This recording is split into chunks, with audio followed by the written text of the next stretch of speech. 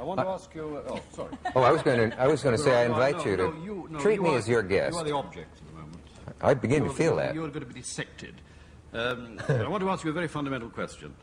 Before I ask it, I'm going to answer it myself, in my own terms. This is this. People have asked me why you write books. My answer is I write books for a living because there's no other job I can do successfully or with any measure of expertise.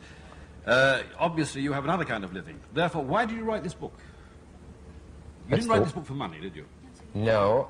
In fact, I've been told there's no money in books. There is no money in books. That's quite so. Well, that in itself would explode a myth, I'd think, for most people who must think, hey, so-and-so's on the bestseller list, you must be raking it in. No, that's true. I think Barbara would say something very apposite about that. If she were here, she would. Well, yes, Barbara is here. No, but nobody writes books, I think, with the intention of becoming rich overnight. The person who believes he's going to write a bestseller and be famous and wealthy forever is very rare. I write books, probably my two friends here write books because it's a trade. It's a trade we can carry out more or less successfully. We are happy to have made a thing. The only moment of joy we have is that moment when the proof copy comes, you know, when it's between you and the printer, more or less. After that, the thing is launched, it's somebody else's concern. But back to this question, why did you write this book? I seem to have evaded your question. You do indeed. Partly, there's a practical reason. Publishers constantly ask me, because you're on television, you ought to write a book, and I thought, well, maybe there's something to that, but I have no idea how. But I guess I wanted the experience of knowing what it is like to get something down the way you want it, rather than the frustration of when you're on television. Everything is sort of off the top of your head. It's ad lib. It's about the way you wanted it, sometimes better than you thought, sometimes worse, never quite the way you planned. And I somehow envied writers the idea that you can get a thing and finish it the way you want it and then pass it on. And then also to put an end to a certain irritating number of repeated questions year after year about myself that people constantly ask. I thought, well, maybe this will stop that now and I can move on to something else. Sort of to set the record straight. Is that the answer you wanted? Part of it, but there was another answer I thought you might give. We all know, and it's repeated in the book, that you are one of the few people alive, perhaps the only person alive, who has read all of Henry James's novels. Well, that's a terrible thing to know about anybody. In fact, it is true. There may be some I missed. I think that may have been exaggerated by a journalist. Well, but you admit it in this book. The point is that I have a feeling that you have a literary ambition. Really? And that this talk show business is a kind of, what's the French, a pis-aller. It's a second best. But your real ambition is to use words in some permanent form. And this is a shy attempt at showing yourself to be a literary practitioner. Exactly, am I right? Anthony. He has a very nice command of the English language, and you've got a romance going with it, whether you know it or not. Ain't it the truth? It sure am. Yeah. I want to take Anthony's question a step further. Why, when you have made your career in television, and you have had a reputation for being a cold cucumber and not exposing much of yourself, people would say, oh, Cavett doesn't go into his own feelings. Can't and get then off that word, all of a can you, sudden, remember, exposing. Exposing. Well, Good. Then all of a sudden you're writing a book which is really very revealing. I mean, the jump between... I mean, do you really feel that you might have let ABC down because you didn't expose yourself on the air? There it goes again. And then for Harcourt Brace, you've just let it all show. I never thought how I would write the thing. Porterfield came up with a way of writing it, which I could never have come up with. And I know him to be an organized and talented person, and I thought, well, it would be good to work with him on something.